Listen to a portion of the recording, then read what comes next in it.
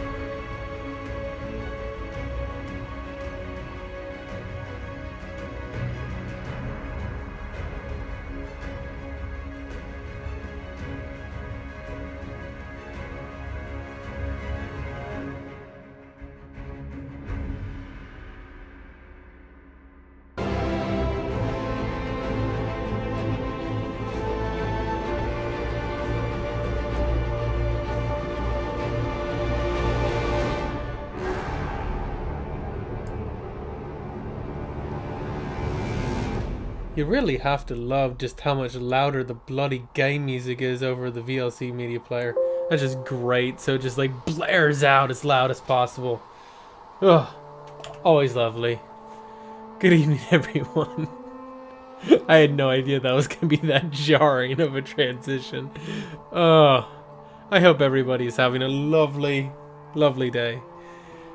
Hey Guggen, I see you in the chat. Nice pirate, by the way. Are you trying to say that you're pirating my stream? Because I'm pretty certain you can't pirate something that is free.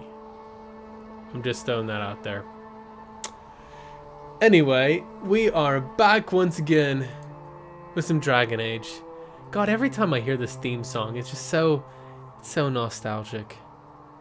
The Dawn Has Come is definitely one of the best theme songs for a video game I've heard. Like, there's been other theme songs that are great, like the Elder Scrolls theme that's kind of been reused and reshaped from Morrowind to Elder Scrolls Online is definitely one that's of significance in all the different mixes that they've done of it. But yeah. Oh yeah, big boss for Metal Gear.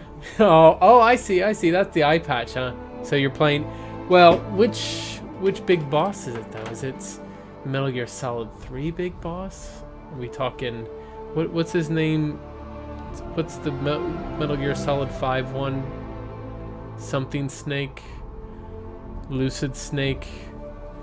Fuck all Snake? I can never remember what the hell any of them are called nowadays. Yeah. Ugh. Oh, for fuck's sake, this is another one that I've forgotten to change my bloody mouse settings. So a while back, I somehow managed to bulk edit all of the mouse settings, the sensitivity of my mouse, down to like 200 DPI for everything. And now it's like using a mouse in here. Unfortunately enough, I use a, oh shit, I don't want to continue. Fail. It's Monday. You can tell it's Monday.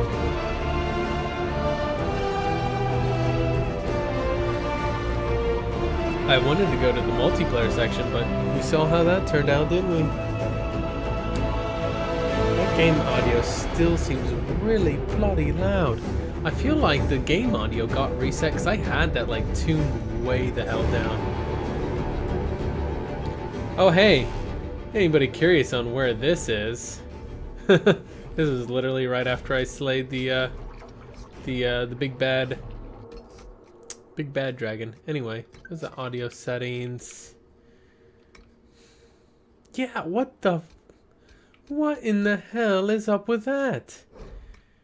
Kicked it back up to 100. Oh my, that is garbage.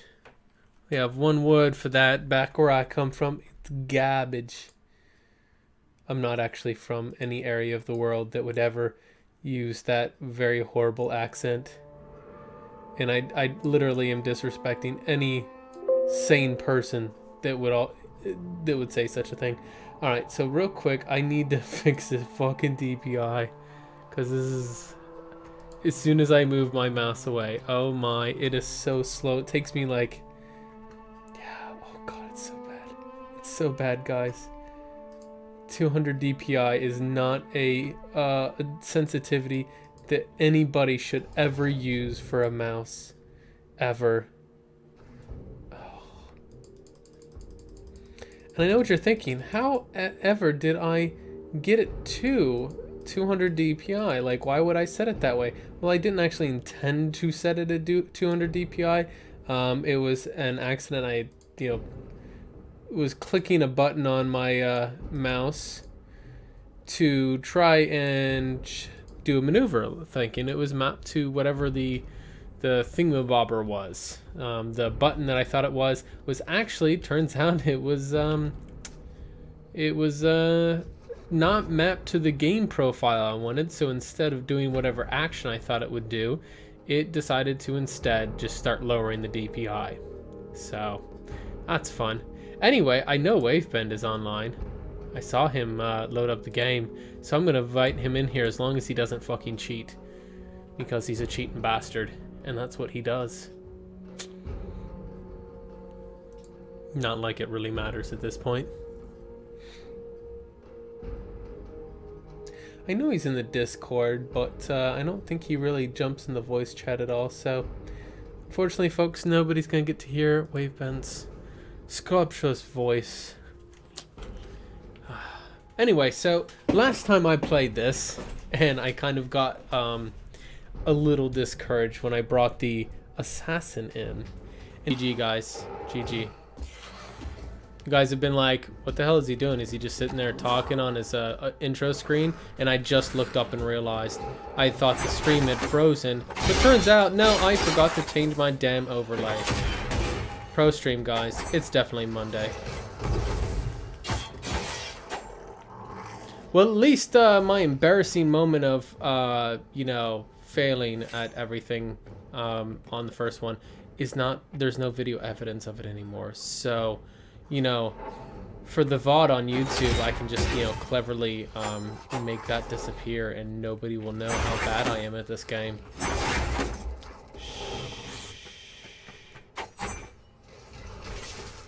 Damn it, I keep missing those hits. Well, let me see if I can get the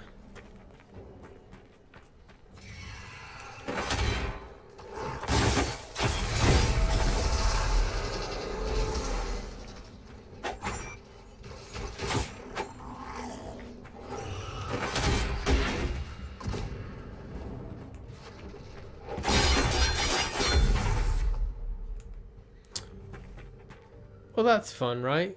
Get an archer in here.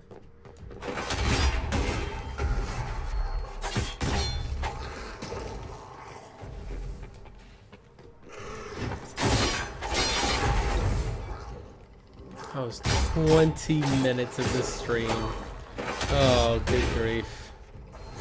I need to get good at this. I need to have like some kind of like auto...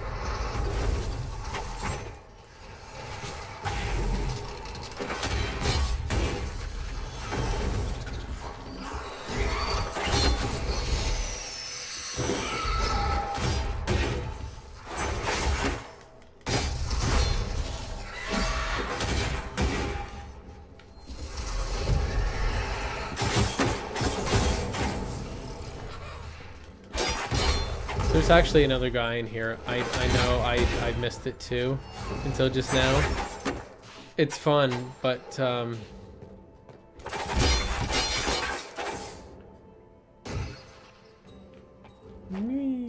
whee. Oh. So here, this time you guys can actually see what's going on and see me cheesing it. Right? Because that's fun. One of my captains ran into trouble with the enemy. He's a good soldier. I sent some of our best. Let's see if he gets ganked.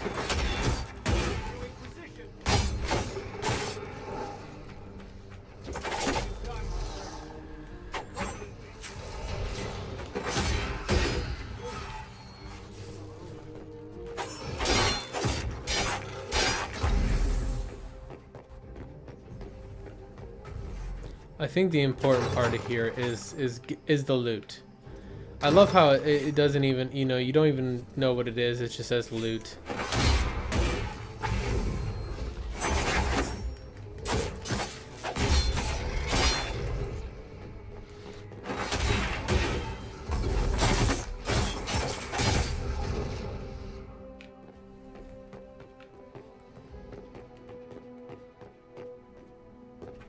We got down here.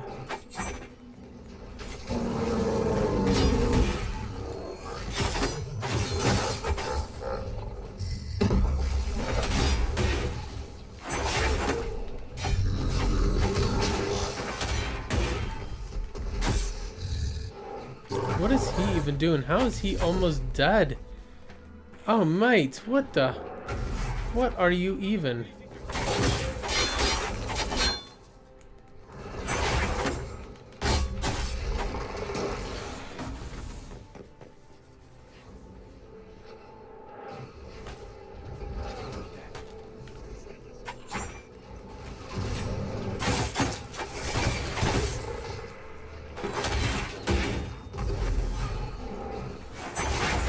He had one job.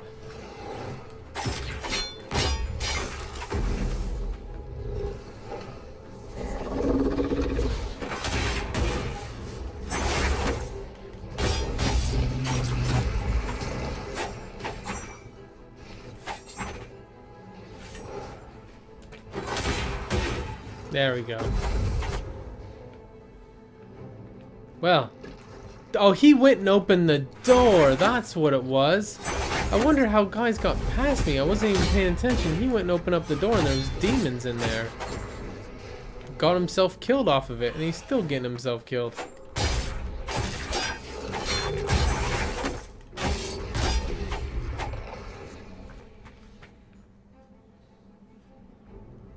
This is gonna go resplendently.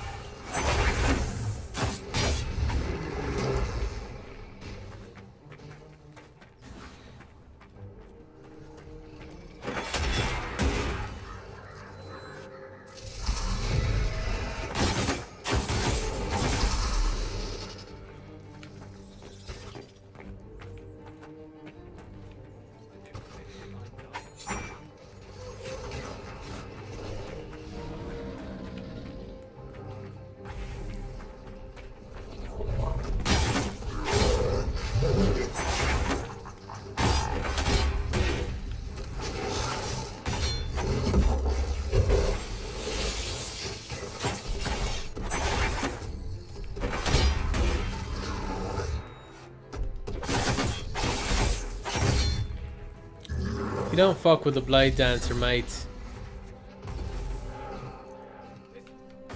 Although my problem now is that they're starting to go after the fucking the archer, and I'm gonna lose my little upgrade bonus because this guy had to go and open up the damn treasure room.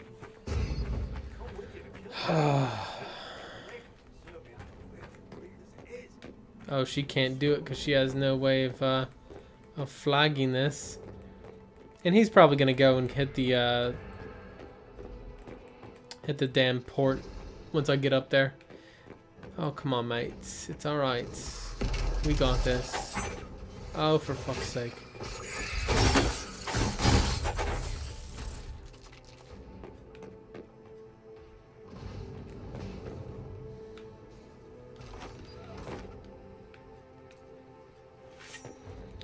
You didn't need to come help, mates.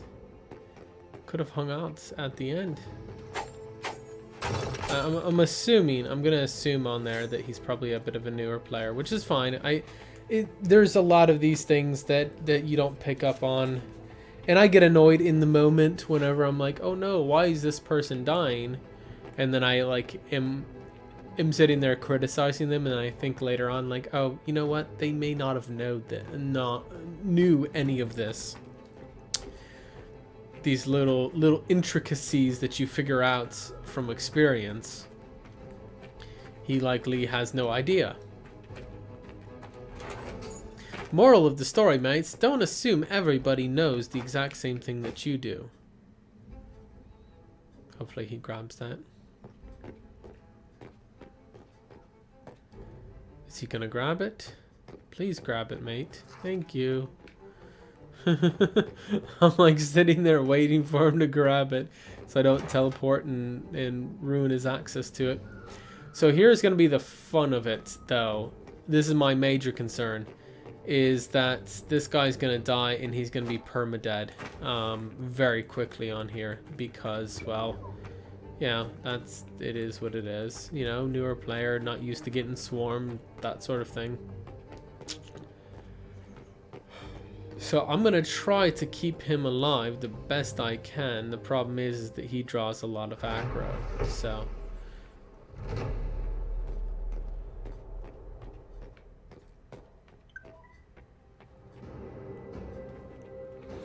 And Wavebend should really get his ass in here.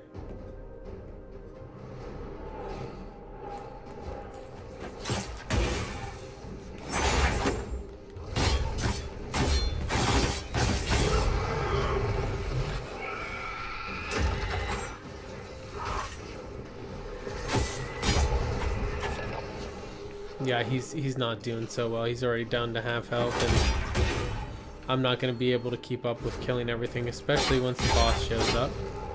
This is going to turn badly for him really quick.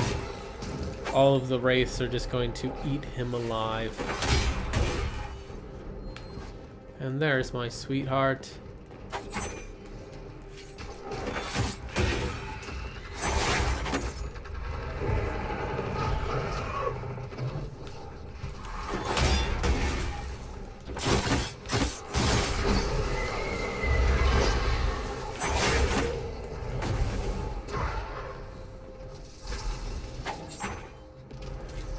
What?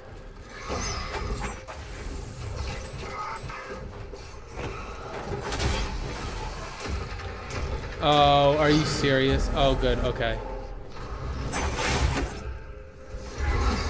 Yeah, because he died already, didn't he? Yeah, he did. Okay.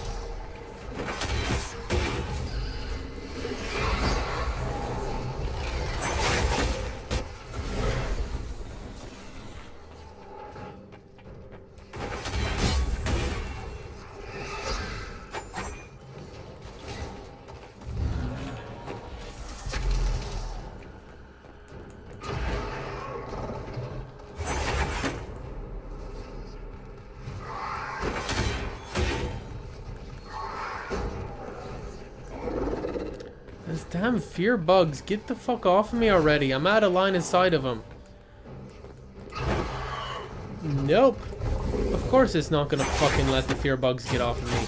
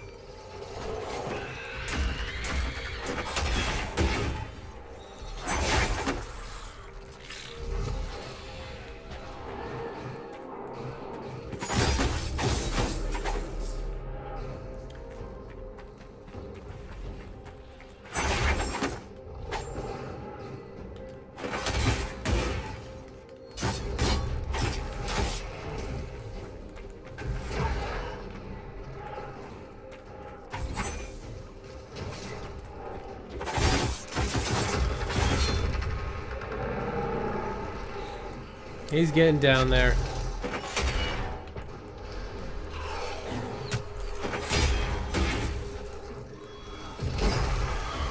Yes, yes, I'm aware you are a cheap son of a bitch, yes.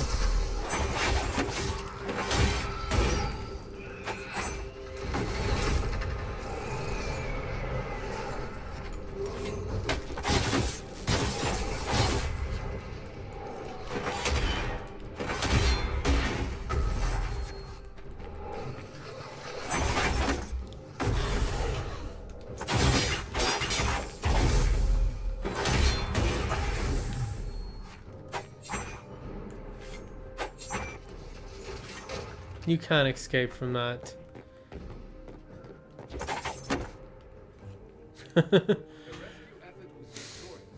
Yeah, so there's a thing. Good times.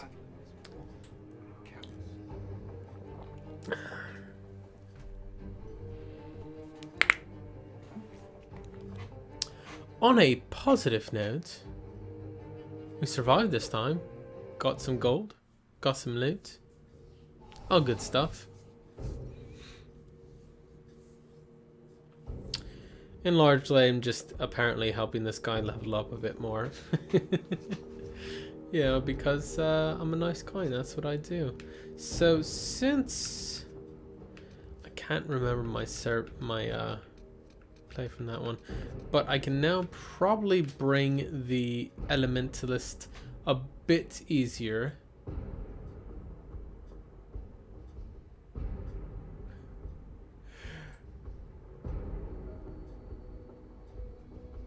How do I not have how do I have no viewers? It's because this has been a slow night for everybody. I don't know. Actually, it depends. Sometimes I have good nights, sometimes I don't. I'm definitely not one of the best YouTubers ever, though. That's an easy claim to shoot down.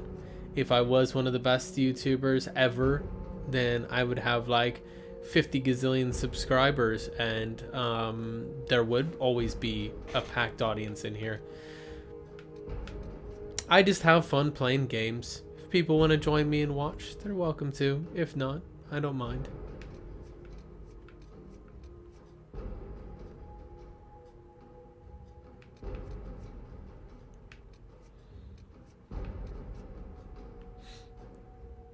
Of course, I will add in there as a necessary addendum, of course, that flattery, you know, the Leo in me wants you to know that flattery does get you everywhere. No, the thing is that the reason why I'm probably not bigger than I am is mostly because I refuse to take any of the shortcuts that a lot of other channels do that get them artificial viewers and artificial subscribers that really aren't interested in their content for their content's sake. Which, to be fair, I built my channel on making YouTube for build guides for Dragon Age Inquisition multiplayer. When I'm live streaming the game or live streaming any other game, that's not necessarily what that original base of people tuned into my channel for. So I can't really, I can't really fault them for not tuning into my live streams, because that's not really what I guess you could say I informally promised them when I first started doing this. Now, whenever I start making Mass Effect Andromeda multiplayer build guides, once that releases, then yes, I can, see those people joining back in just as they did before.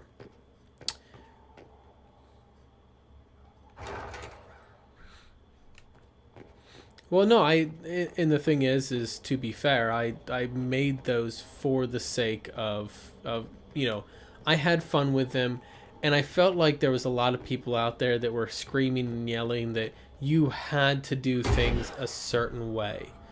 And I was like, no. Look, this way's fun too.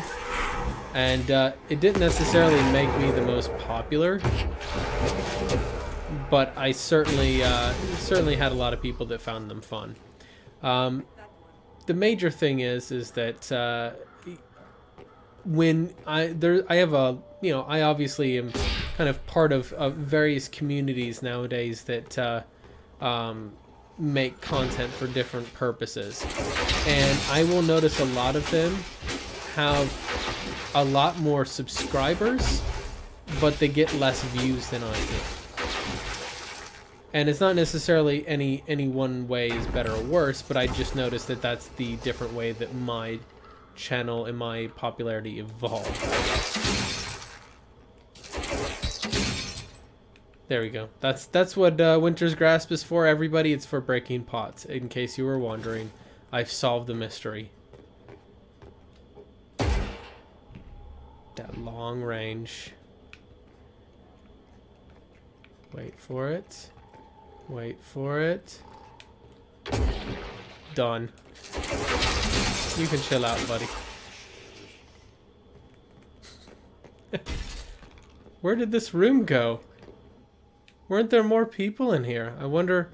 Oh look. Are we gonna play some? We're gonna play some football here. Hold on, guys. Oh, this guy's looking like he's coming to steal the... So I might be a little bit of a cheap player here. I'll warn you ahead of time. Oh, bollocks. It destroyed my football. Okay, now I got another one. Here we go. Yes, this is what I do with my free time playing with a necromancer, is I play football with the entrails of my enemies.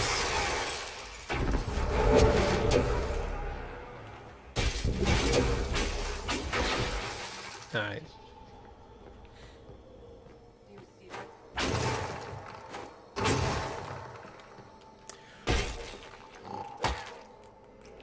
Oh, I completely 100% agree with you, because I have the same mentality that that multiplayers for playing with other people. It's mostly because a lot of the people I've gone through 2 different groups of people playing this game. Why is he just standing there like this? I've gone through 2 different groups of people that play this regularly, and they both have kind of fallen off the game and moved on to other things, which, to be fair, I also have for the most part as well. I play Dragon Age, you know, probably about once or twice a week, and then I play other things throughout the week as well. But yeah, as a result, the multiplayer community here has almost died. If you get it on good peak hours, you can still get lobbies, but the other players that jump in on public matches are rather, unfortunately, few and far between. So yes, this is actually on public. It's not a private match. It's on public. It's just no one's here. I leave it open. I more or less play like, you know, intending to beat it solo, and then if people join in, hey, you know, it's all good fun.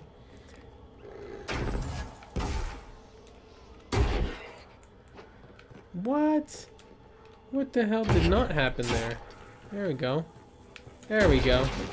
Good job, guys. Oh, did that not get him? Oh no, I don't have the virulent upgrade for her yet, do I? Oh yeah.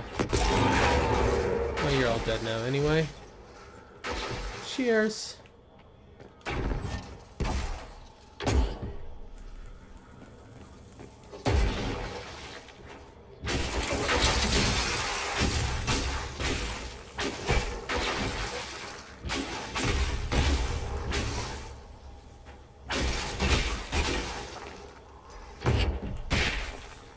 My little ball of light is more powerful than yours.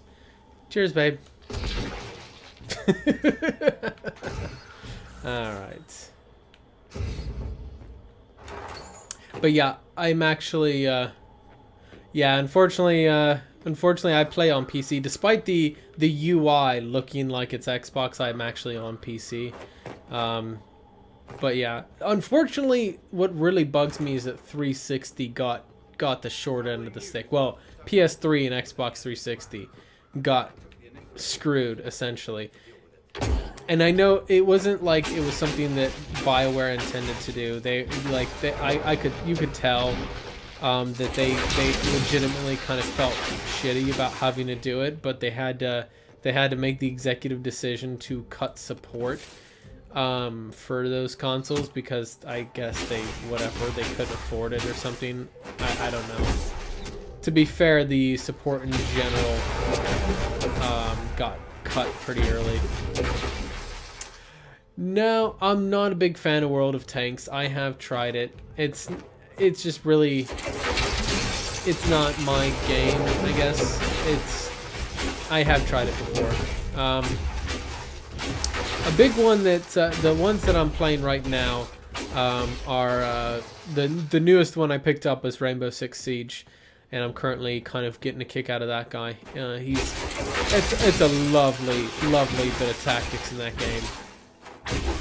But then the other ones I play regularly. Mass Effect 3 multiplayer.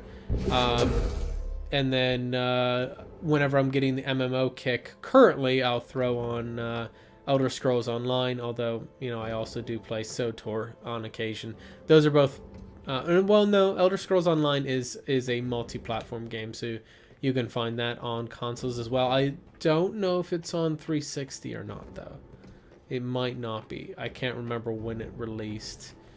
But, yeah, so I play a myriad of different games. I also throw in, like, curveballs occasionally whenever I'm feeling, I don't know, bored, mostly. Like, I don't feel like playing the typical small handful of games. I'll throw in something a little different.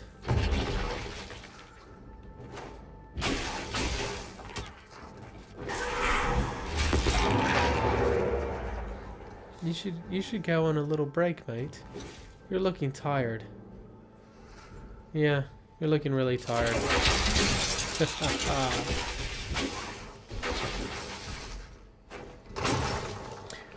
Oh, come on now. Perfect.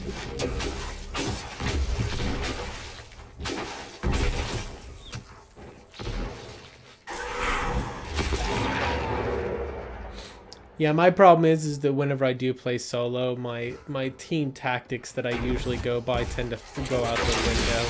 And it's just all kind of just running around and killing shit, and there's no real rhyme or reason to it. Because I don't really need a rhyme or reason to it. It's not difficult enough really to have it.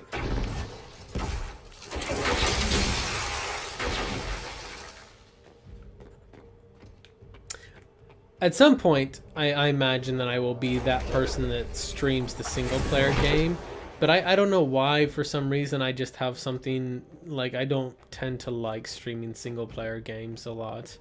Because I feel like that's like a kind of like an experience that each person needs to have with the game themselves.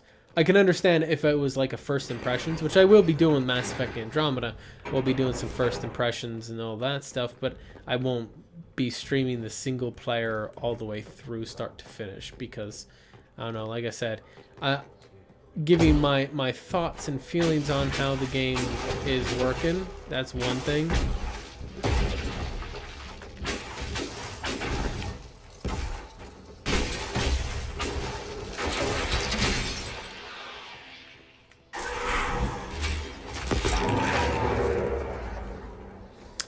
Oh, poor buddy.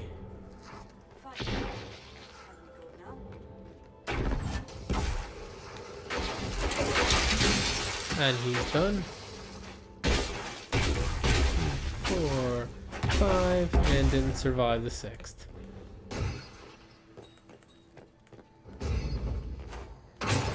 You know, one of my major complaints about these games, though, is the fact that there's not... that they have the stupid thing of with a game like this specifically, there is absolutely no reason whatsoever that this game could not have been cross-platform multiplayer. You know, where people on, now with a caveat that I'll get to in a moment, but you know, people on consoles could play multiplayer with people on PC. There would be no problem with it at all. Now, the caveat to that is, of course, they cut support for it. Thank you for the follow on Twitch there, by the way, Kaizen, or is it Kaiden? Excuse me, maybe Kaiden. Haha. See, now I get your name. Maybe it's Kaiden, maybe it's not. But in any case, the one thing that always baffles me is that there would be no reason not to have a cross-platform multiplayer here, with the exception of 360 and PS3, because they cut support for them, and they don't have all the DLC. Aside from not having the DLC, though, like, there's no reason that it couldn't be done. The technology is there. It's, as far as I can tell, without being inside. Oh, is it? Oh, Kaiden. Ha ha ha ha. Kaiden. Maybe it's Kaden. Maybe it's Kaiden. Who knows? Maybe words are pronounced properly. Maybe they're not.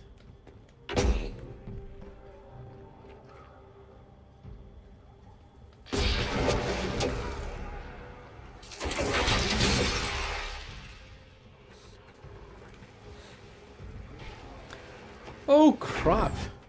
Did he just like... He just came straight the fuck after me. Well, that's okay. Fear works on him, so he can just turn around and run away. Hi, guys. Cheers. I'll let you guys deal with the giant bull. By the way, little tip on there, in case you didn't know, no streamer can pronounce a name to save their life, because they're oftentimes looking at names like in a peripheral of some kind, so they can't, half the time you can't even read it correctly. Like, 'cause me, like, when I see that subscription, it's on a screen over here, so I have to, like, take my eyes off the screen, which I rarely do for more than a second or two, and so it's just like, I don't even see your name quite right. Mix that with just that lovely amount of hilarity of not being able to pronounce things right as is. You know, it just... This is every streamer's first world problems, if you will. Damn, three of them in a row. Oh, you guys are in a bad spot.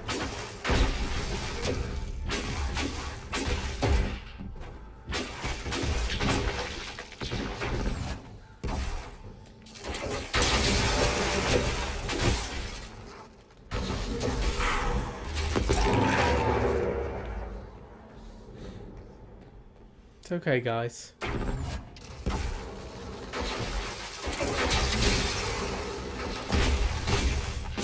To be fair, I imagine that I know some people that would probably get offended by people mispronouncing their name, but I don't know. Like, people butcher my name all the time, and I completely understand, because, well, first of all, you know, the kind of mixture, bastardized language that it is makes no sense anyway. The first person to ever get your name wrong. Well, there you go. That's just how special in the head I am. That I just completely can't even pronounce a simple name wrong.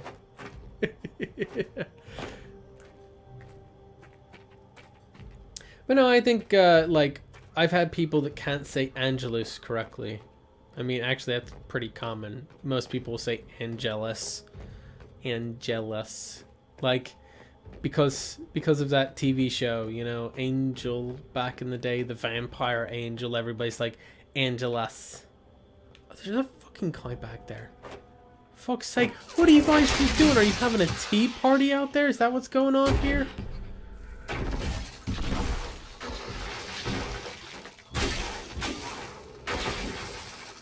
I think your tea party's over. Oh, there's still more guys coming. Did he spawn up there, really? Now we got the key. But I always just tell people to call me Morty, because people can always say Morty. And that's what a lot of the Pixel Crashers started calling me after a while. I tried to get them on here to play this game with me, and they're like, oh, I uninstalled it, and I don't really feel like installing it again. I'm like...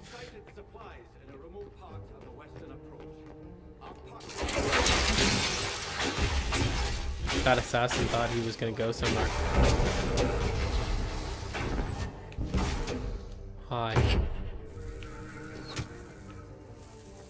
You're in a bad spot, mate. You're in a really tough spot.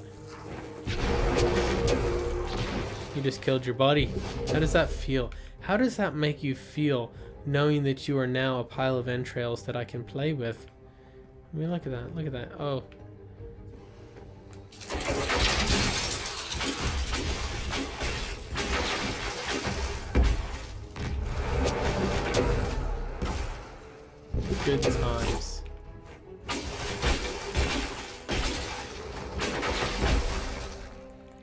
Yeah, unfortunately, it turned a lot of people off on this game. The mixture of how they handled the first patch, and then the dropping support for 360, and then, you know,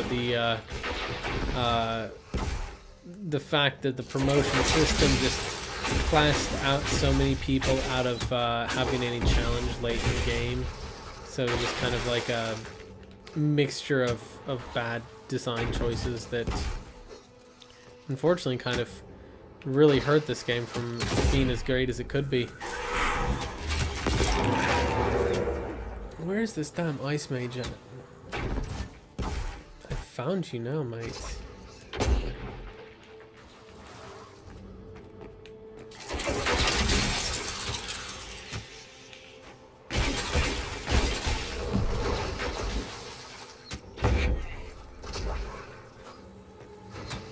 Oh, you're mine now, mate. Goodbye. Goodbye now. Goodbye.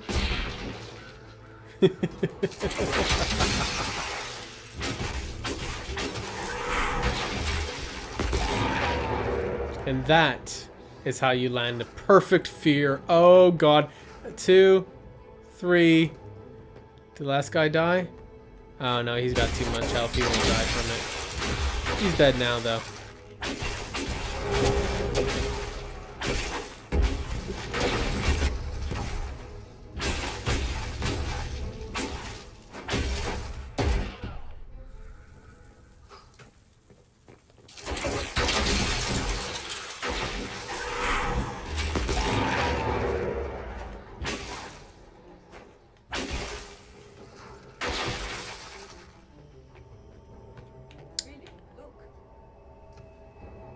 Coming? Nope, they're not coming.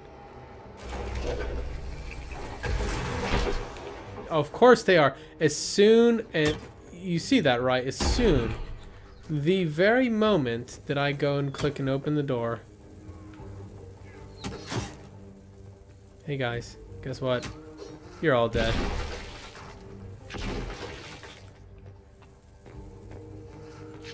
Thanks for all my health back.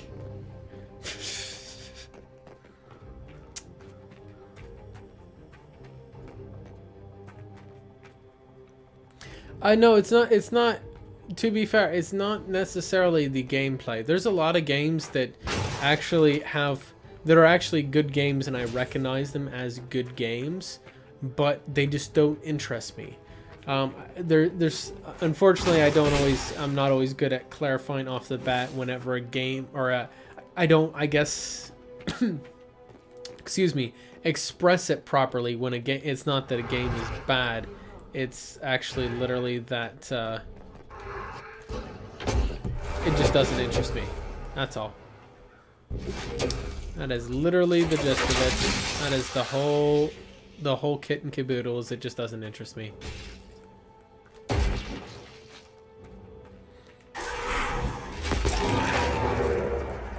Yeah, it still damages you though, mate. What the? He didn't even dodge. How did he? I don't even know. You know, I give up.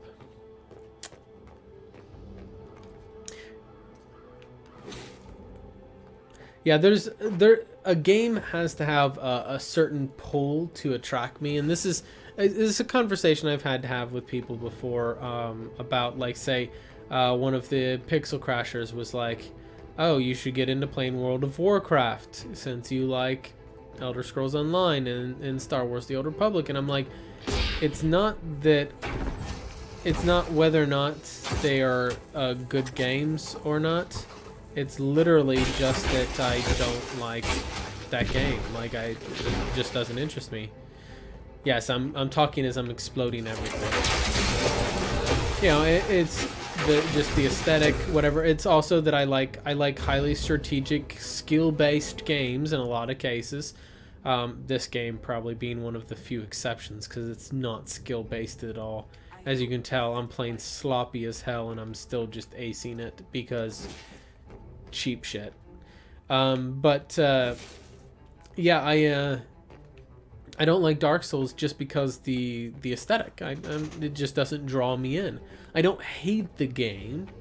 I just don't like it, you know, and unfortunately, I think that language gets confused nowadays because people say, I don't like this, you know, in a negative connotation.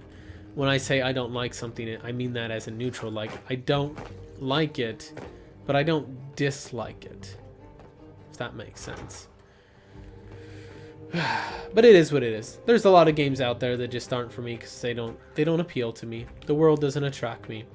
One of the reasons why I can play SOTOR and Elder Scrolls Online as MMOs, for the most part, I'm not a big MMO fan. I've tried a bunch and not liked a bunch. But the Star Wars universe and the Elder Scrolls universe both are kind of fun for me. I enjoy them both quite a bit. So they work as an MMO for me.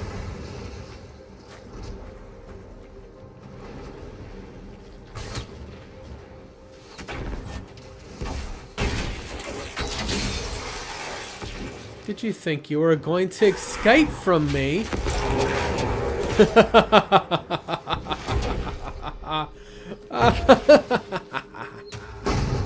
The evil maniacal laughter that always has to come with fighting the Venatori.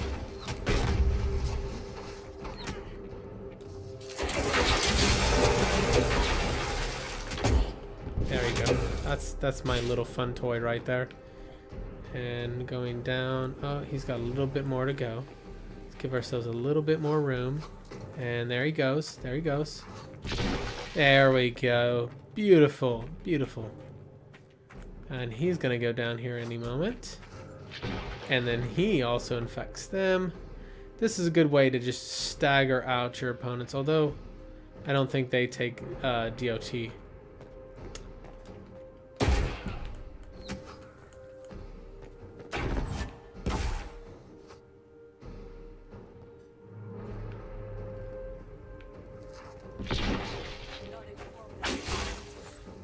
I've done enough of these. See, I actually got solo practice in this game in the most kind of surprising way that most people don't expect. How I did it was, oh god, this is gonna be great. Yes. Oh, that's beautiful. That is fucking beautiful. In case any of you missed that, that was a group of 5 archers. I hit the center one with the walking bomb, and then when that guy exploded, he triggered my staff's passive, which then sucked in more enemies. So there was 3 concurrent waves of explosions. It was great. Ow. Fucking arrows.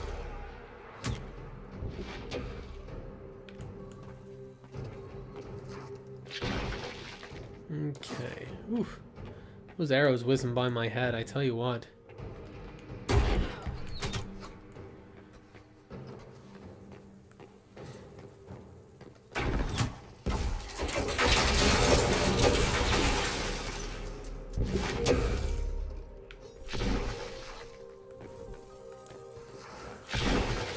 Yep, that happened too.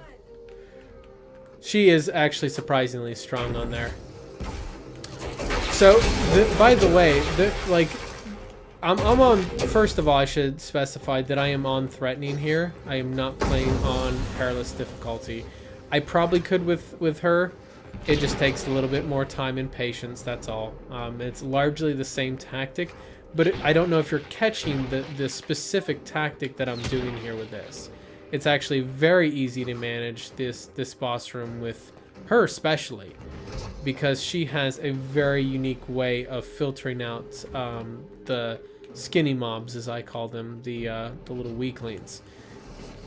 I use these long corridors as chase rooms, and I will hit one of the enemies with walking bomb, and then let them take each other out. But you, like I said, you hit the skinny mobs. I don't want to hit that big guy with walking bomb, because he's not gonna do well. And I'll dance around with him to try to attract other melee mobs within explosion range, like that. And now we've got more guys that are affected with it. And the more guys that end up there, the more explosions we have going on at once. And just explosions upon explosions upon explosions. It's a pretty simple tactic.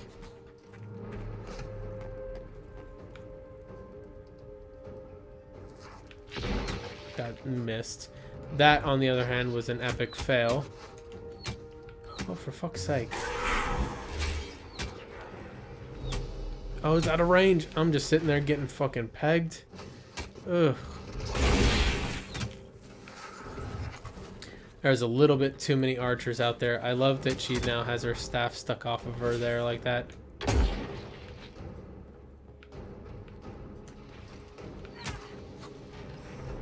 Okay, here's how we'll do this.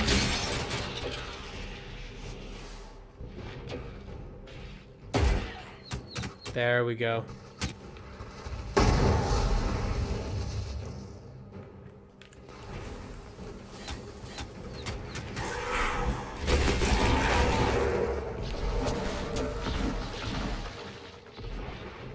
Yep, a whole bunch of explosions just going off all at once. What? Wait, what happened there? Okay, I missed that one. Whoops. Ah. I apparently was not paying attention to what happened. And, oh, was it Simulacrum? Oh, fucking hell. I missed it. I healed myself and I had already triggered Simulacrum and, whoops. Not paying attention. So, do I think that Dragon Age 4 should have this type of multiplayer, or should it be like an open world co-op experience? So, on one hand, what the purpose of this multiplayer was entirely to capitalize on the popularity of Dragon Age, or sorry, Mass Effect 3 multiplayer, right? Which was an instanced kind of, you know, wave defense, but they changed it up to fit this game, which I agree with. You know, the way that they styled the instances in this as being dungeon crawls as opposed to horde defense mode is something I'm completely in agreement with. It fits the game better. That said, there are some major mistakes in this multiplayer that anybody who's played it for a significant period of time is well aware, you know, that I would see them do differently were they to redo this multiplayer or repeat it in Dragon Age 4. The first one is, for the love of God, get rid of the fucking promotion system. If you want to give somebody rewards for promoting a lot, give them aesthetics, give them banners, give them skins for their characters, extra clothing items, give them shinies, but not things that affect the actual level of play. Or, you know, if you want, maybe if you're going to have the garbage loot system in here, which I'll get to in a moment, give them higher drop buckets the more promotions they have, or something to that effect, where essentially promotions don't have this direct correlation to how much damage you do or how much damage you take. That was the biggest failing of this game, which if you took out the when this game first launched, the Destruction DLC, they launched it like in early December, and then everybody at BioWare went on a month-long holiday for Christmas and New Year's and all that. They didn't come back until like late January or some such like that.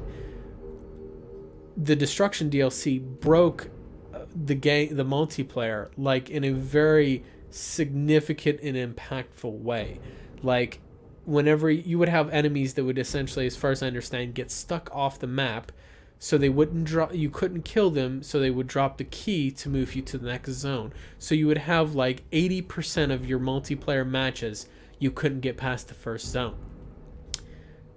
That they're dealing with that, their handling of that glitch with the Destruction DLC, unfortunately, just took a huge hit to the player base.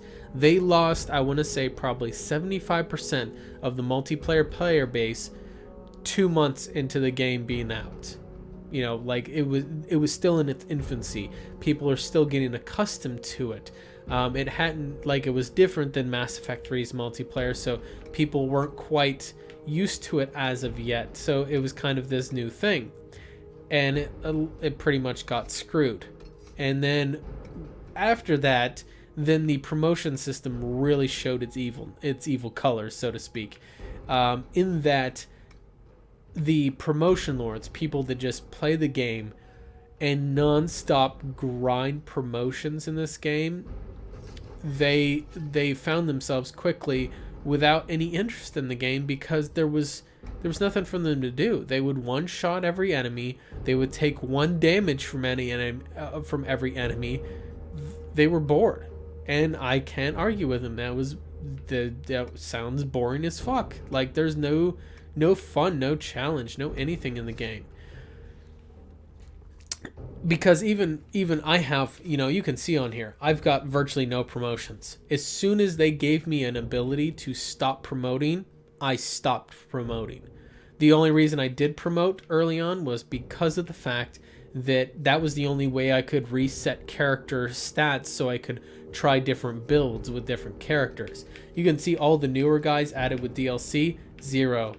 This one I promoted the duelist once because I didn't have enough materials to craft a respec for. But 0, 0, 0, and 0. I have never promoted any of these guys because I didn't need to. No. It didn't have a glitchy launch. I mean, yeah, there's a little bugs in the multiplayer when it launched. But it wasn't buggy at launch. It was after everybody was already playing. Everything seemed to be, for the most part, working fine. And then the Destruction DLC took a rare bug that would happen very rarely. And when I mean very rarely, I mean 1% of the time or something like that. And it made it happen like 80% of the time. So, and it did kill the player base. And the main reason why is because you had this broken multiplayer experience, and then you had no word from BioWare. Nothing. Nobody answered any questions. Those of us that were on the BioWare social network forums, after about 3 weeks of no word from BioWare and people kind of getting a little antsy as to what was going on with the multiplayer, you know, those of us that were fairly heavily dedicated to multiplayer finally got the answer.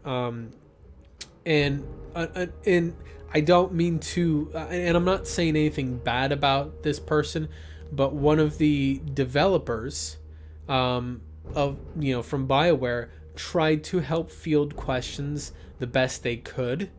And unfortunately, BSN was a kind of a unique and ugly beast, if you will.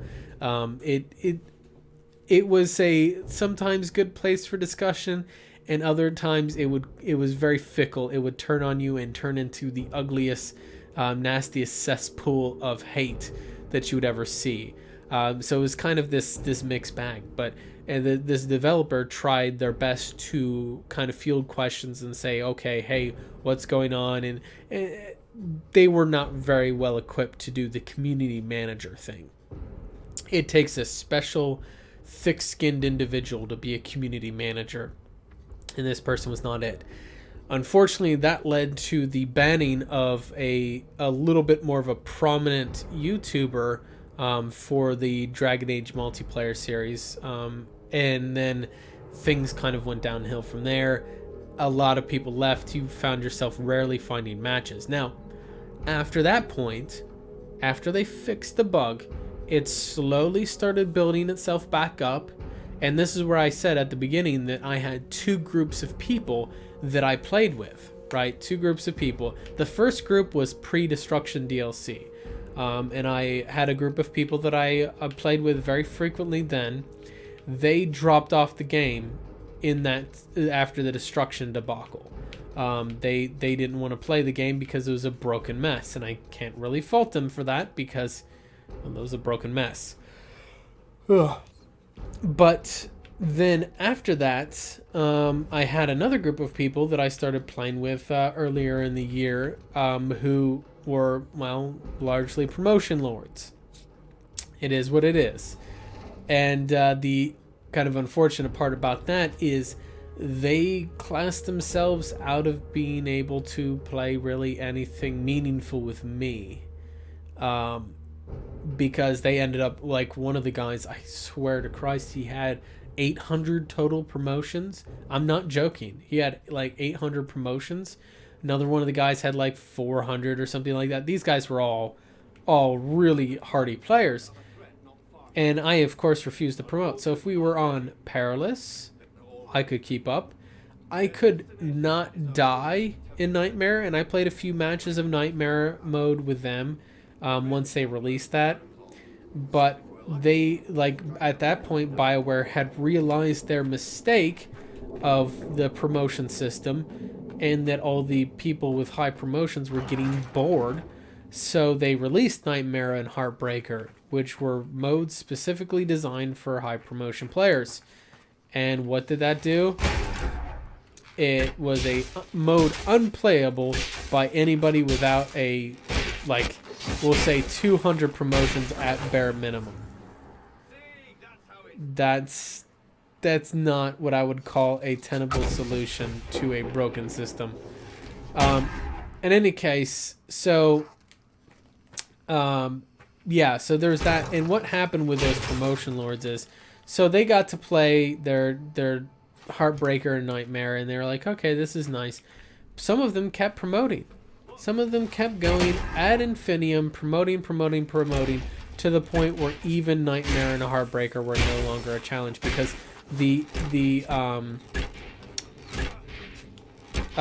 what is it? The willpower bonuses never stop. They continue climbing ad infinitum. You can literally keep promoting mages, keep raising your willpower, and never stop getting that attack bonus. That 0.5% attack bonus keeps going forever. So you can literally have 1,000 freaking mage promotions and have a 500% attack bonus.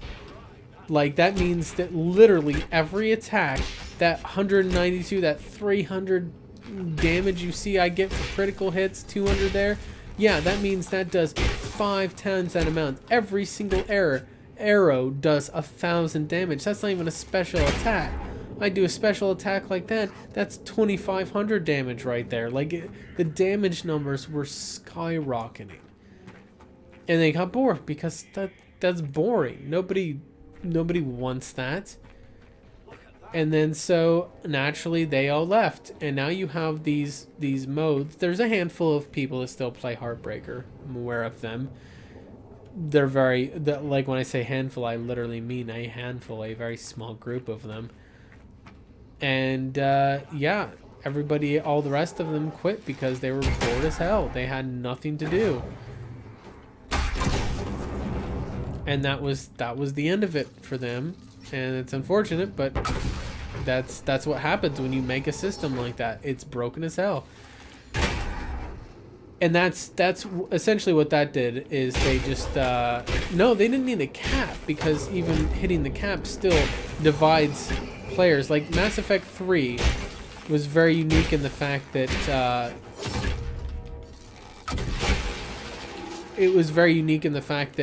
you could be a new player or a veteran player, and still, like, a new player could still be skilled at the game and still like be able to complete the hardest challenges in a certain degree, I guess. Whereas in this game, in this game, like, once you got to a certain of the highest, like, promotions and gear, there's no skill involved. Like, what I'm doing here doesn't really require much skill. It's fun though. The problem I have is that essentially in Mass Effect Andromeda, as I am hearing, they all still have a promotion system, but they are doing it in a way similar to how Star Wars The Old Republic works, which obviously if you're on console you're not familiar with that, but essentially in Star Wars The Old Republic you have 2 experience bars.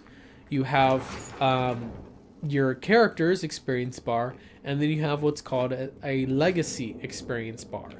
The legacy experience bar in Star Wars The Old Republic it's an experience bar for your account.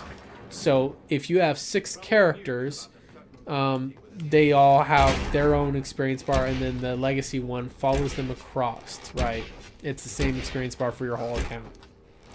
What it does in that game is it allows you to unlock certain paid features of the game, like stuff that you normally get if you're a subscriber to the game, or if you bought it with unlock the feature with real money.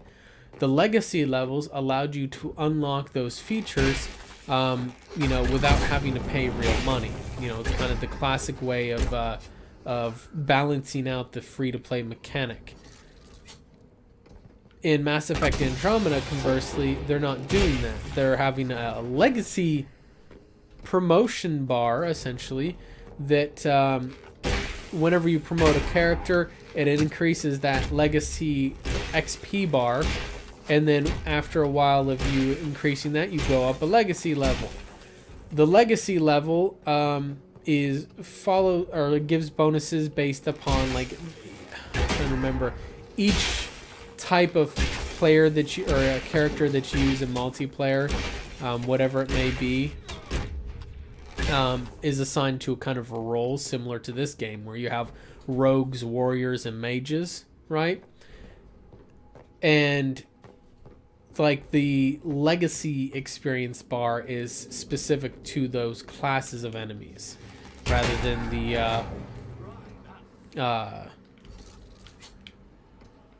oh Christ, did I really do that? There we go.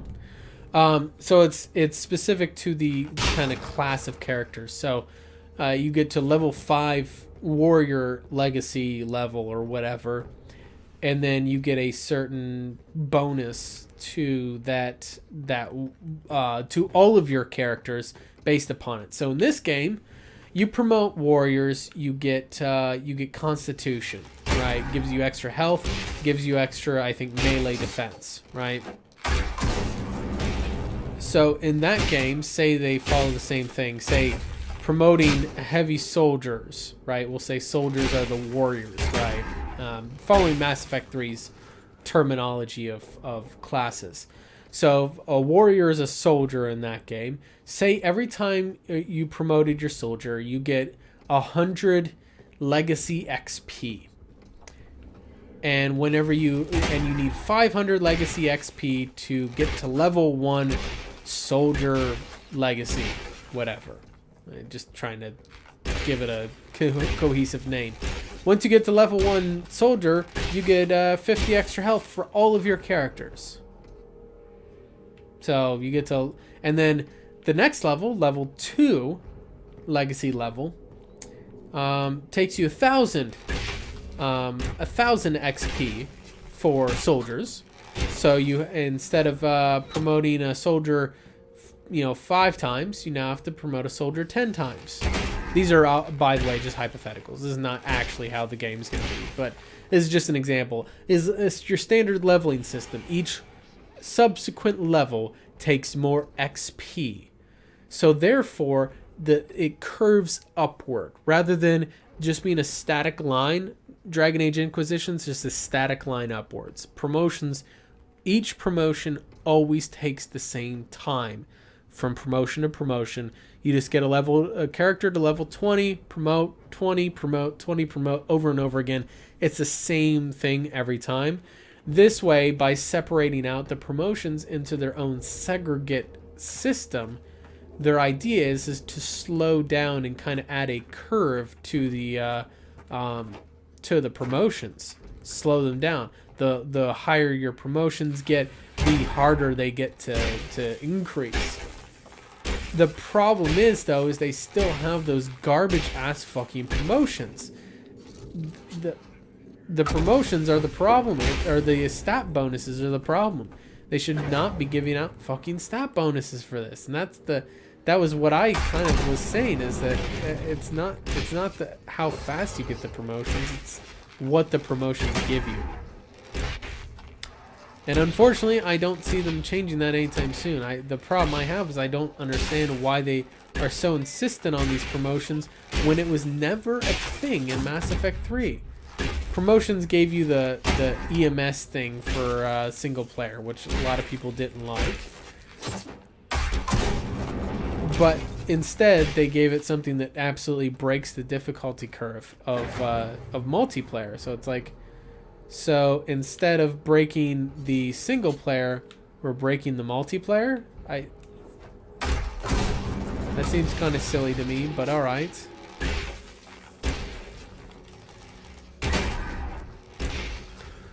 I'm very verbose on the subject. The other thing that kind of went sideways in this game, and I don't necessarily think it's bad. I mean, it worked all right, but it could have been a lot better. I'm talking a lot, so my mouth is getting a little dry.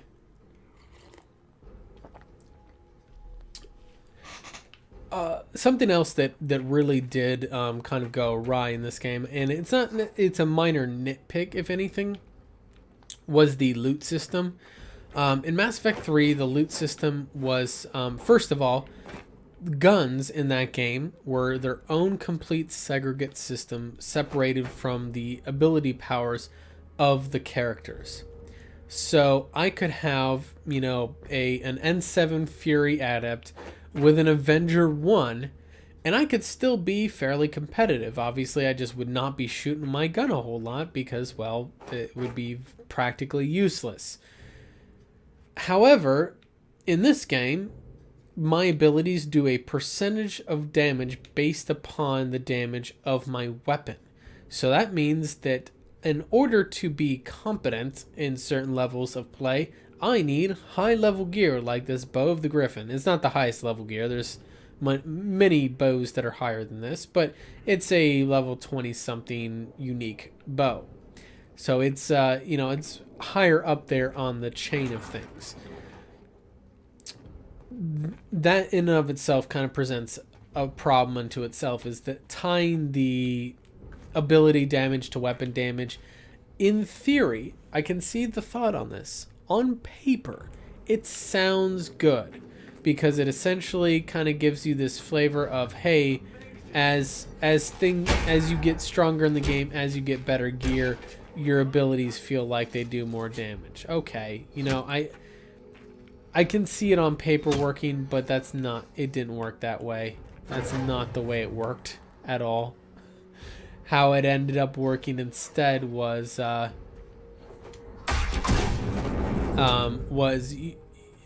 your skills were not as relevant as your gear.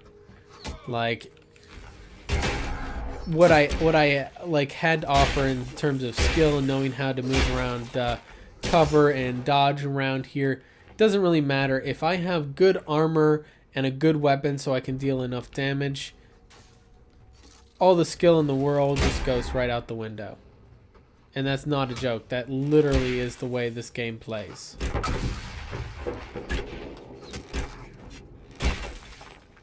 Gotta love that spike trap. It's so fun. Come on, mate.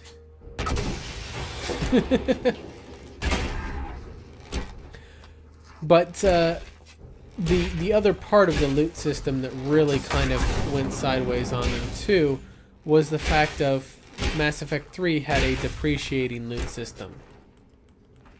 And this game does not. The fact that it doesn't have a depreciating loot system kind of unfortunately set up this frustrating system where, you know, me now having, you know, 700-800 hours into this game, and I still get army dirks in my chests, and I've bought a lot of them. Now, they did alter this after the fact, later on, you know, down the line. They altered this to where your the amount of chests you bought, the amount of gold you spent for chests, determines the loot level that you are in. I guess you could say the loot bucket that you are in. Is, I believe, the terminology they used. And so that means that people were literally like getting junk equipment until they played the game for several hundred hours. That to me just really annoying.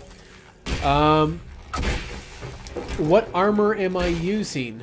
I'm using his second tier armor. I can't remember the name of it. I'll tell you after the match.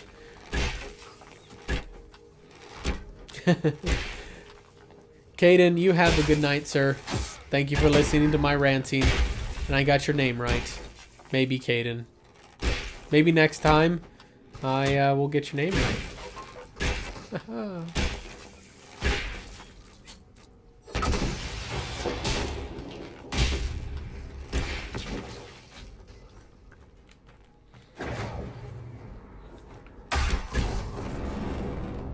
How did he not die from that? Are you freaking kidding me? Oh, you little cheeky bastard. Come on, get up here. Get all 3 arrows in the face. There we go. Good job. Hi, guys. Alright, good times.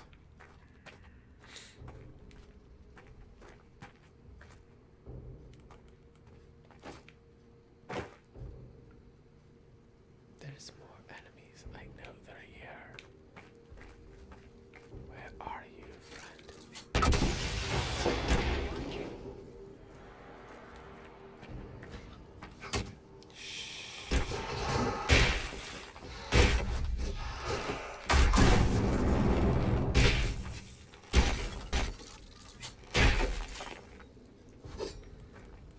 Come on, I dropped it wrong. Just, would you be very kind and just get over here and follow my mind for me?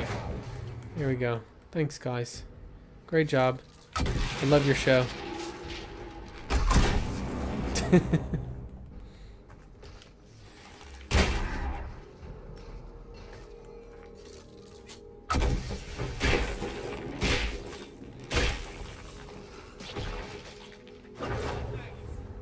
Pro tip, just because he looks like he's running from you does not mean that he's actually running from you. You probably shouldn't chase him. Threading the needle. Come on, mate. Let's go. You've got this. Just follow me around the corner here. No, you're not going to follow me, are you? We have to do this the hard way. And this little bozo here.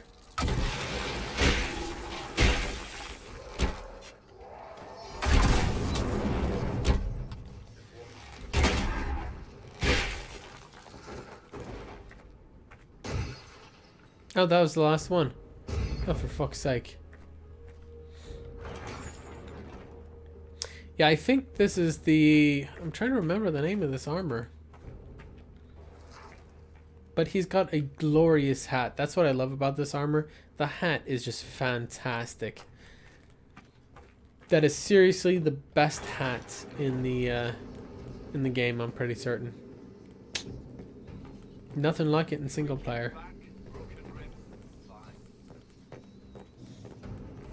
Oh, Jesus. The Balefire torch is way far up here.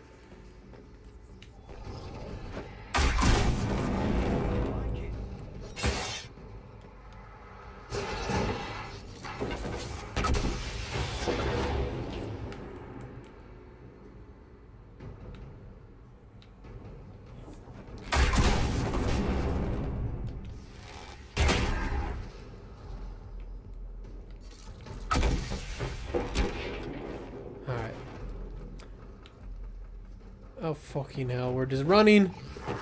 We're not going to let one of those deep stalkers nab me. Zoom. Hey, look, a big giant guy.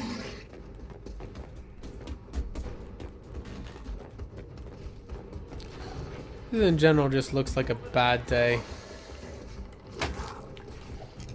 Alright, and now We're gonna use some good old-fashioned cover to our advantage. Are you serious? Are you gonna do this to me?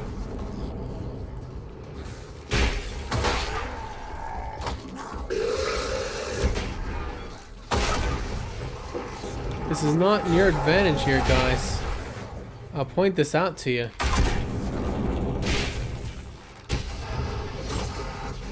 Oh, for fuck's sake, that damn... Oh, that was brutal.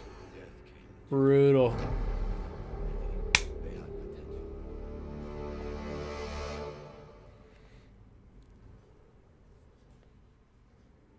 I mean, it could be worse.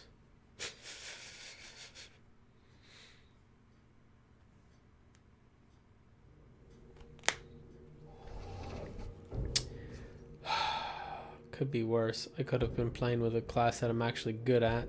Yeah, I'm actually not very good with the hunter. Why do I not have elemental mines on him? Elemental mines is amazing.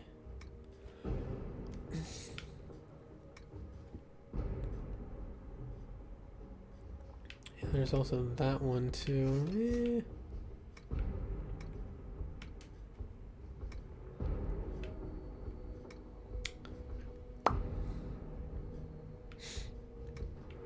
There's so many abilities on here that really... I like had no idea what direction I was going with this.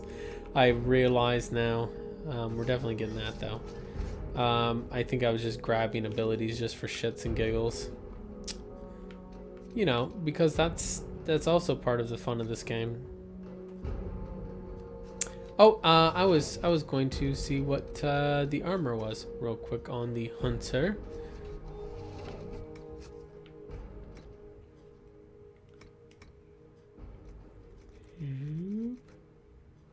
It is the Veteran Hunter's Jacket.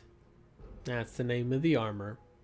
The one I have on specifically is Stalker, although it comes in the Tracker variety, which is lighter colored.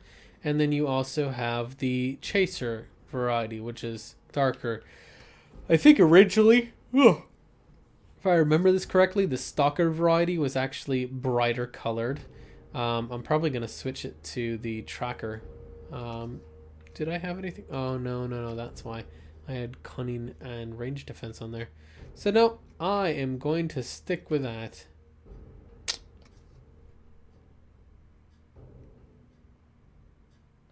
Yeah. Anywho. Should probably check and see if any of this gear I've got. Yeah, no, garbage. Had stuff sneak in there that was actually garbage at some point in time. Same with here. I probably have duplicates of ability rings. Yep.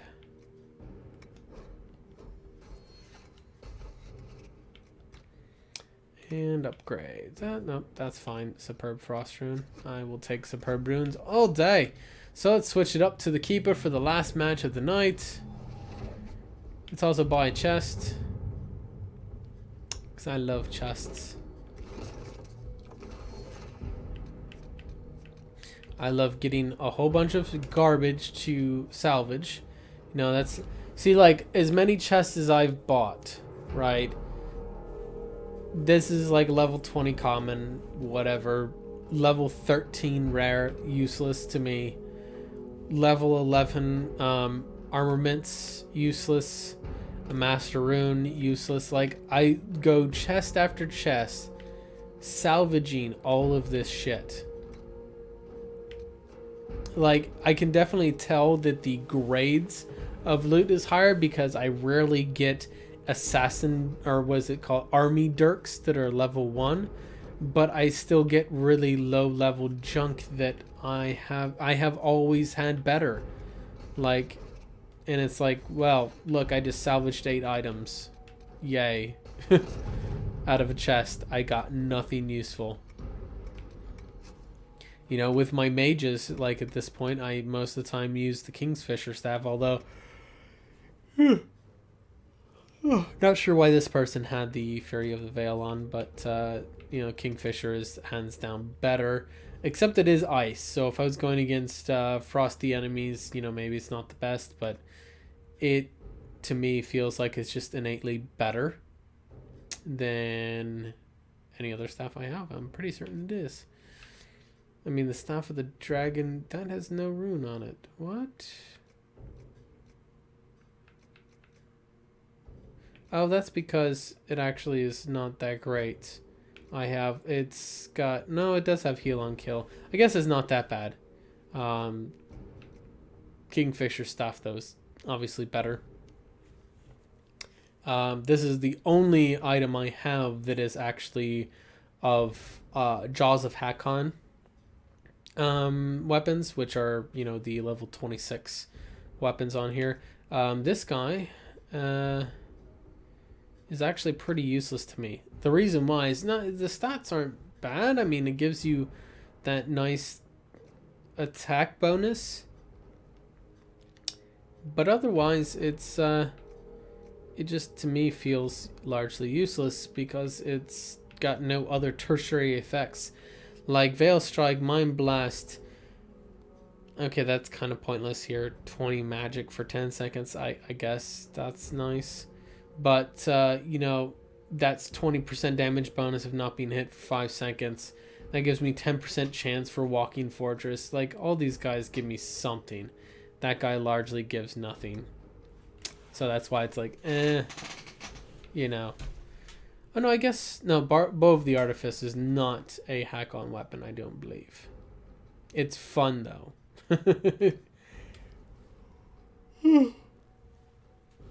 Yeah.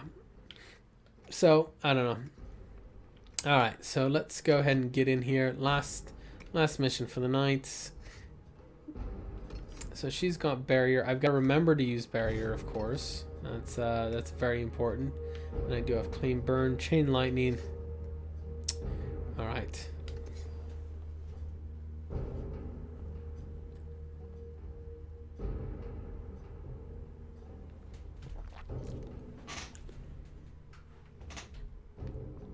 There's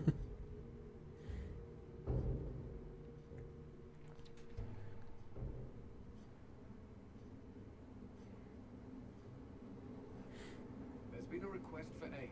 I've sent a party. All right. So the challenge here is to remember to actually use barrier, because I tend to play a lot of very heavily offensive or tanky characters, so I forget to use barrier quite frequently.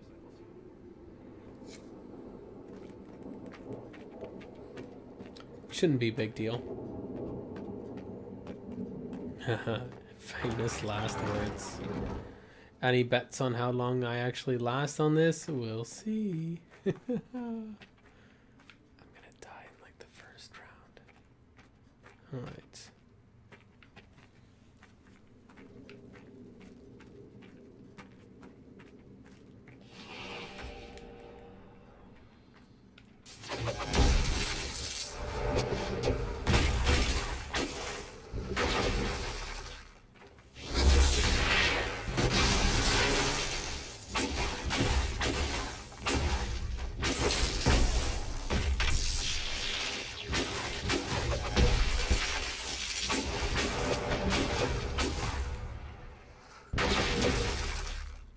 That went decently well. That was not as painful as I expected, I'll be honest. Hey, look, now that I'm not using a rogue character. I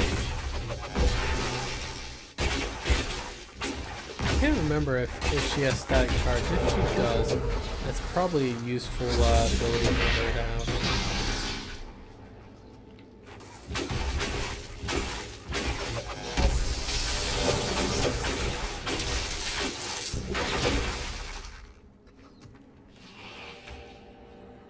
Sure we're barriered up. Gotta remember to use that barrier guy. Yay. I love how they feel like they all explode a lot. Because magic. Alright.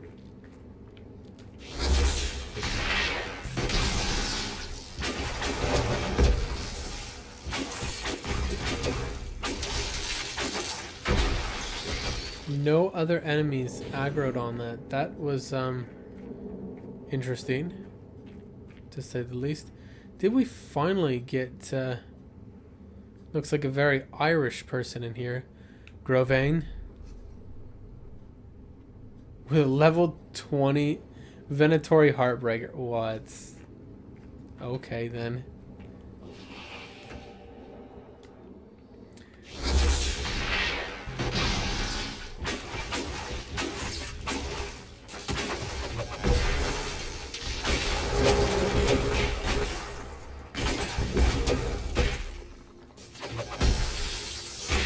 Oh, he's immune to shock. Immune to the lightning mage. I'm just largely ignoring you. There you go. Oh, he's fine. I don't need to fucking help him. The damn heartbreak. That means he's a promotion lord. Like, whoever it is, it's somebody who's got titles from playing Heartbreaker, which means that they are a promotion lord. Which means that they can handle themselves in whatever the hell they're doing.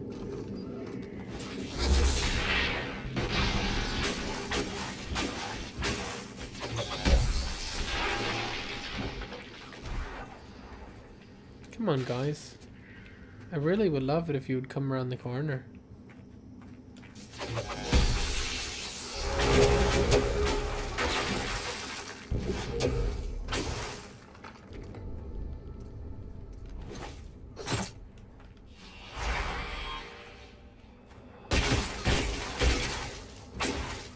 Yes, this guy is probably gonna cheese through the whole thing. And watch the challenge go out the window. Out of curiosity. Nope, no. Where's my interface? Yeah, full party damage. Not seeing his damage though.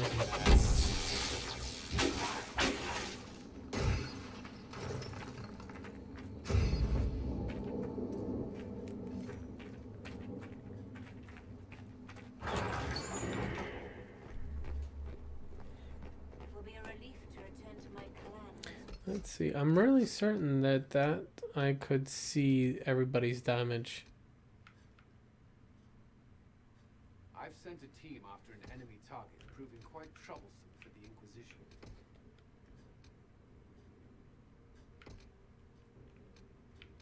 Inquisition. That feels like that's only for multiplayer. Oh well. Moving on. I'm certain that if, like we used to, at one point in time, you used to be able, oh no, there it is, there it is.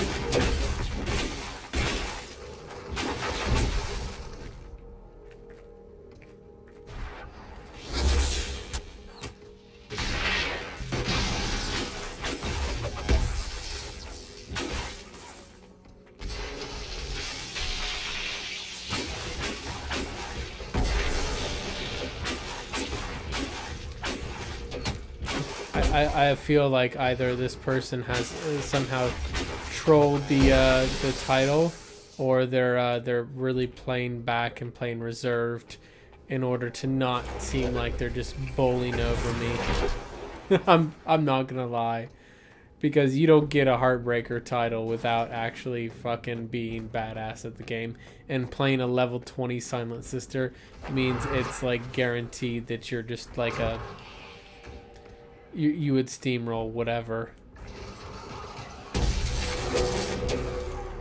Yeah, like that even.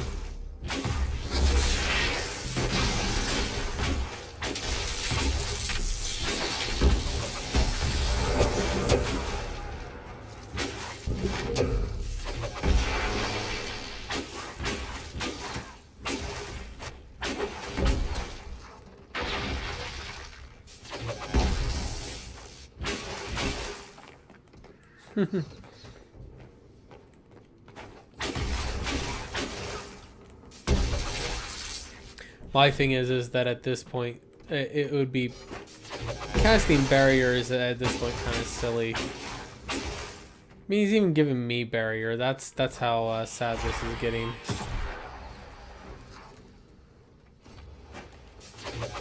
Which ability is it that gives me barrier? Oh, isn't it like horn of something, like the one of the horns or something?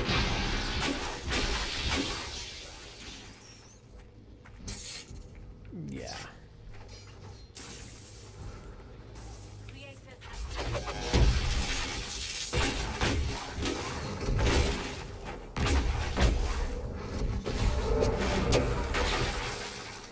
Figure out what it is. He just seems to be going around and collecting all the gold.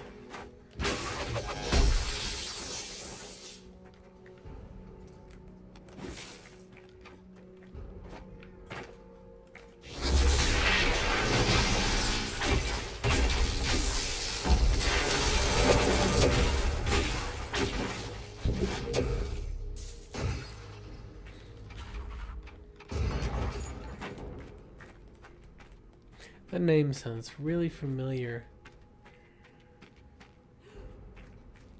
I've never had skills tested in my life. I really do wonder if I know who that is.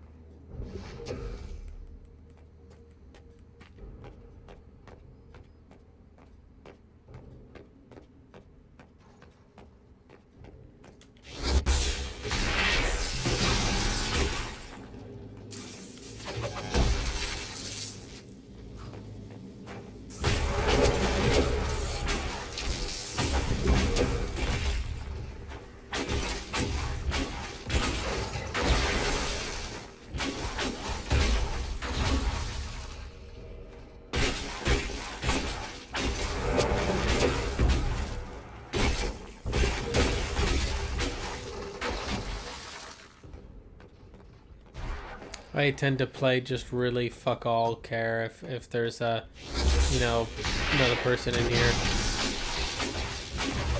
that I know it literally could to solo the whole thing by themselves. I just like tend to not really care because I know that there's no stakes to this at all. There's no real challenge unless they are really set and determined on not revealing themselves. It's really powerful, you know what I mean? Like, I've got to hide my power level from Goku because he might realize who I am.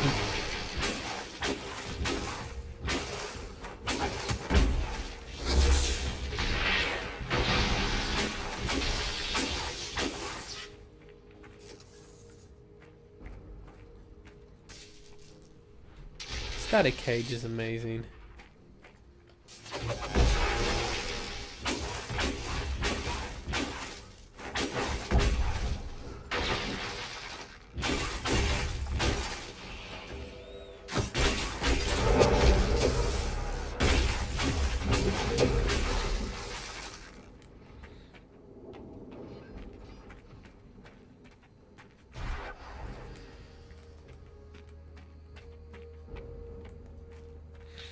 Okay. So if all goes well.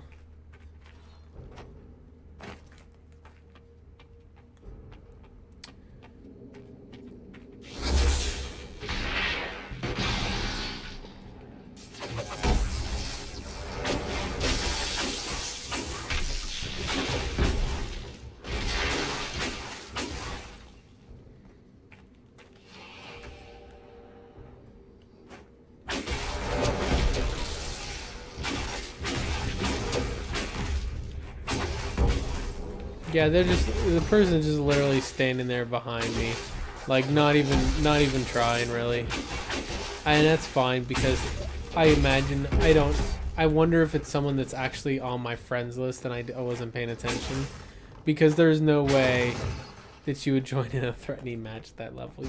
You can solo Perilous with your eyes closed. I know you can. I know what promotion lords do. I'm just curious if I know who the fuck it is. Trouble with the enemy. He's a good soldier. I've sent some of our best on a rescue mission.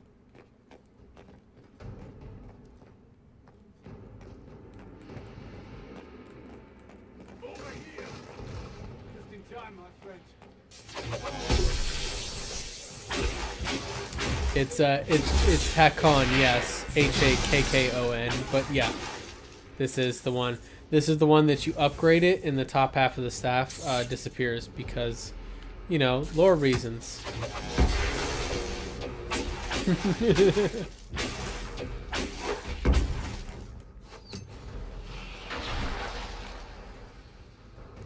Fortunately enough, I do have a unique purpose of being able to keep this guy alive, because I can keep him barriered up fairly well.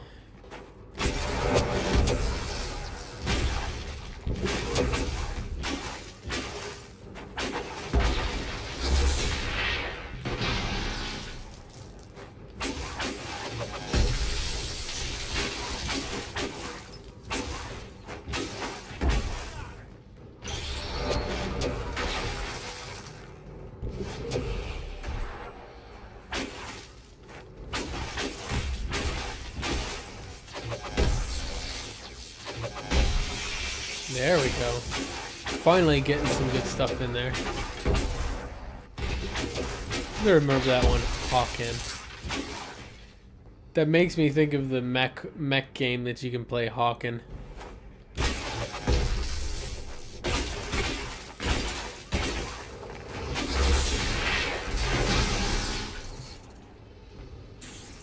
You've been grinding for the Hawken staff for 3 days. Good luck, mate. Good fucking luck. I do not envy anybody grinding for a specific item in this game. You might get it in 20 years. Like I long ago gave up on grinding specific loot in this game.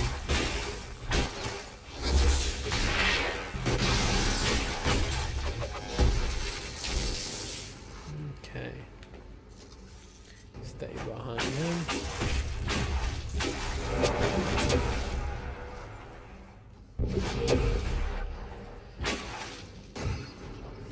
Yay.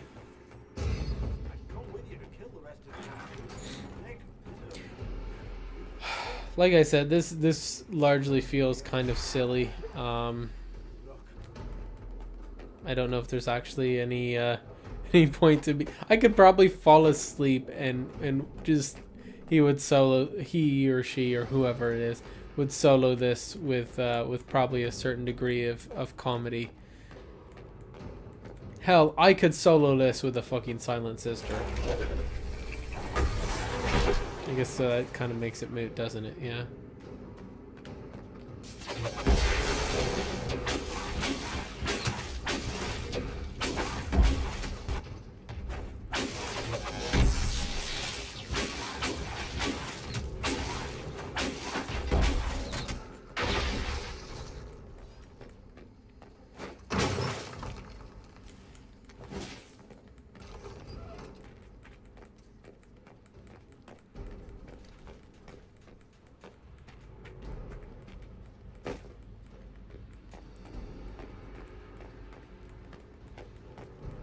And to be fair, this is the only hack-on weapon I've gotten.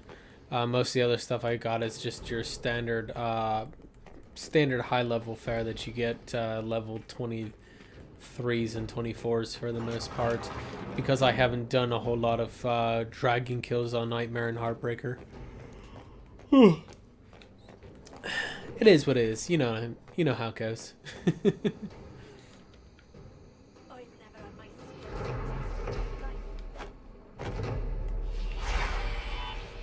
Not that he really needs barrier, but whatever.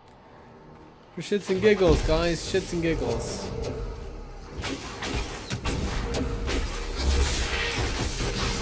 I just caught all of you.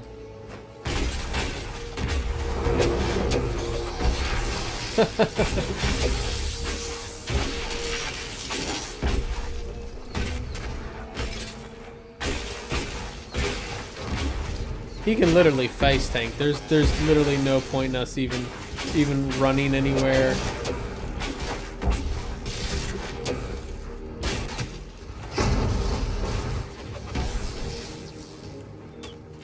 Get out of the way of the fire. There's no point in being stupid about it.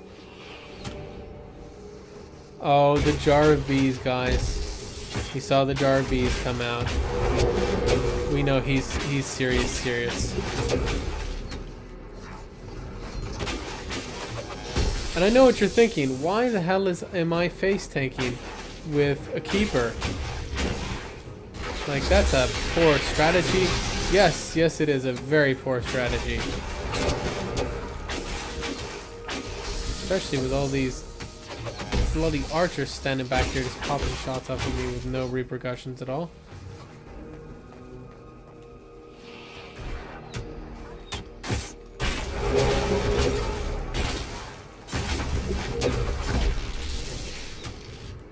Okay, time to get the fuck out of there. Okay, I suppose I might actually have to use some kind of strategy.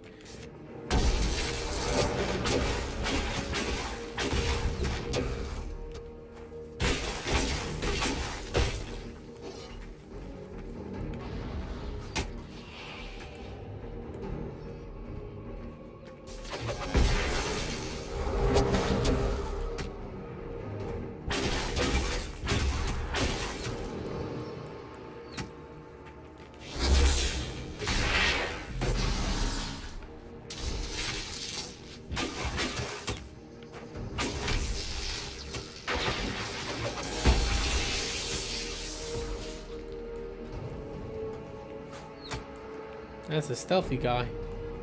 He's stealthy stealth. I didn't even see him stealthing there and stuff.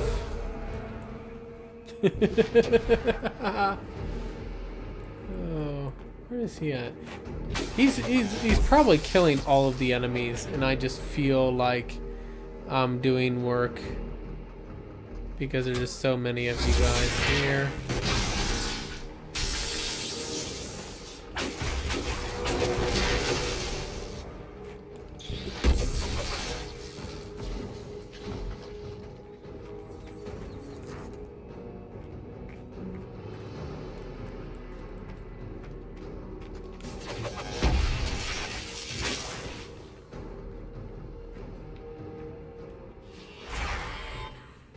I got the pose in right at the end. Our captain is alive and safe. It's just one Nightmare Captain Druffy, yes, I have. Now, I'm not going to say that I in any way was the inspiration to that, because I wasn't. But there's a certain BioWare developer by the name of Graham, who goes by Biomassacre, who there was a big inside joke for a long time about his Druffalo. And so in any case, yeah, there's that Nightmare Captain Druffy came out of that Druffalo joke. Just a little tidbit for you. It was a good fun joke. Everybody got a kick out of it. But yeah, that's actually where that came from.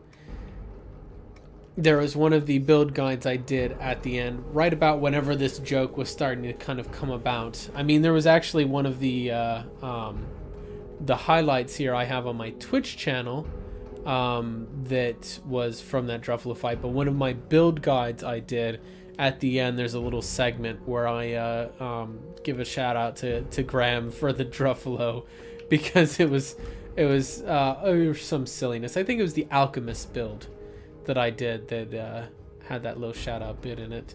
But yeah, good fun. All right, let's see. Fuck if I can actually remember what anything I do, right? So that's a good one. Get that extra damage in there. I feel like I might need an extra ability at some point in time, so let's go ahead and go with Fade Step. Fade Step's always a popular one, yeah. There we go. Worst case scenario, I just, you know. Oh, gosh. It's brutal.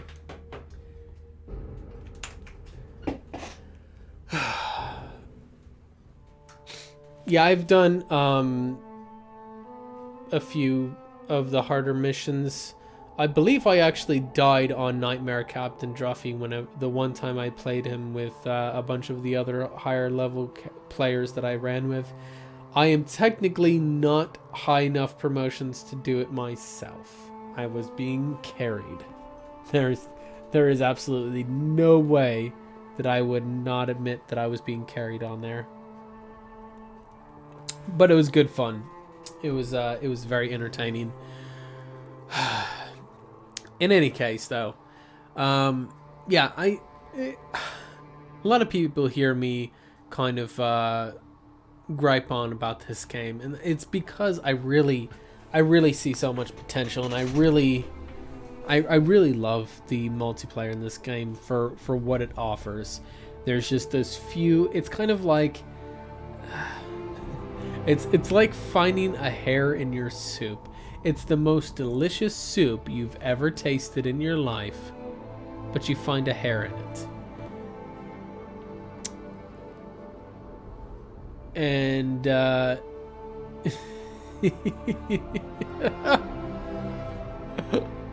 you went in solo with the assassin. Oh man, yeah. So that. I would not have gone in solo with the assassin even if I had the promotions for that. But yeah, so I gripe on this mainly because it is so, there's so much there that's great. Those few things just seem to stand out even further because of it, and I think that's largely the issue I have. And I gripe because I really do like it, and I love the cooperative play of games. Even when I play Rainbow Six Siege, you guys will notice that I'm playing primarily the terrorist hunt mode, just simply because I don't know. It's just I don't have the energy nowadays to do a lot of the PvP stuff. Master volume's still down. Weird. Feels really loud to me, but maybe that's just my imagination. No, it seems pretty loud. So we're gonna kick you down another notch here. We're actually going to entirely kick you out, and we will start up our own fun little music, shan't we? Yes. There we go. So, in any case, though, I really do have high hopes for Mass Effect Andromeda. I voice my concerns out of a similar place that I do with Dragon Age Inquisition's multiplayer and Mass Effect 3's multiplayer. It's largely that I really like the games and I really want it to be great, and I have my concerns. Death awaits you all with nasty big pointy. Thank you very much for the subscription, Demon Gate. Much appreciated. But yeah, so in any case, we are actually going to close down for the night. For anybody new that hasn't seen me before, I stream every weeknight from 7 p.m. to 9 p.m. Pacific, which is like early in the AM if you happen to be in Europe. Hey, I guess we have to have people that are here at all time, like during all times.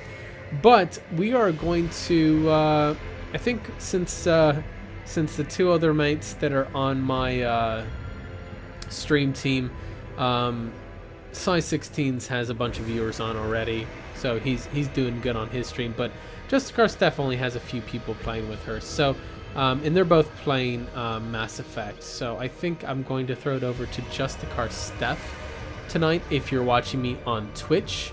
If you're watching me on YouTube, obviously there's plenty of other content on my channel for you to enjoy if you want to stick around and watch some of that. I much appreciate that. If not, there's a link to my Twitch channel down below if you would like to check out Justicar Stuff's content. You're also welcome to do that as well. So we're going to go ahead and get that host on over to her, and then I will catch you guys tomorrow night here at 7 p.m. Pacific time on either YouTube or Twitch, whichever you prefer. You guys have a good night. Peace.